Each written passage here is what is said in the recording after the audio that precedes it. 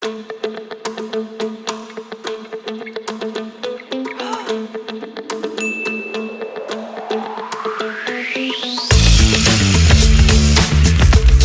une vie juste et généreuse.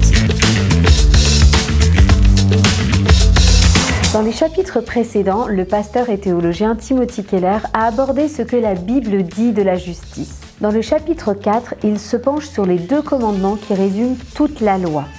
Tu aimeras le Seigneur ton Dieu de tout ton cœur, de toute ton âme, de toute ta force et de toute ta pensée. Deuxièmement, tu aimeras ton prochain comme toi-même. Mais ce prochain, qui est-il ? Cette question a été posée à Jésus par un docteur de la loi qui voulait réduire la portée de ce commandement. Avec la parabole du bon samaritain, Jésus affirme que notre prochain, c'est quiconque est dans le besoin, quel que soit son arrière-plan culturel, sa tendance politique, ses opinions religieuses ou sa classe sociale. Comme l'explique Jonathan Edwards, un pasteur du XVIIIe siècle, ce commandement d'aimer son prochain appelle souvent des objections. Bien qu'ils soient dans le besoin, ces personnes n'en sont pas réduites à l'extrême pauvreté. Vous savez, moi, je ne peux rien donner.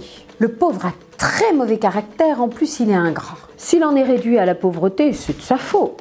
Tim Keller va plus loin. Pour lui, ces 4 manières de raisonner sont liées à une mauvaise compréhension de l'Évangile. Par nos propres forces, nous ne pouvons pas obéir aux 2 commandements d'aimer Dieu et d'aimer notre prochain. Or, ne pas les accomplir, c'est être destiné à la mort spirituelle. Nous sommes comme l'homme de la parabole qui a été attaqué par les brigands et qui est laissé pour mort sur le bord de la route. Comprendre cela, c'est accepter l'aide de Jésus, imagé par le bon samaritain. Celui qui prend nos fautes, qui paye pour nous et qui rétablit notre relation avec Dieu. Jésus, dans son amour, a compassion pour tous. L'amour de Jésus implique des risques et des sacrifices. Jésus ne s'est pas arrêté à notre mauvais caractère ou à nos fautes morales. Jésus n'a pas regardé à nos mérites. Tim Keller nous lance un défi. Sommes-nous conscients d'être comme cet homme qui ne peut se sauver lui-même, qui a besoin de l'amour et de la grâce de Jésus pour être sauvé ? Une fois reçu de Jésus cet amour du prochain, alors nous commençons à nous comporter comme ces prochains que la Bible nous invite à être.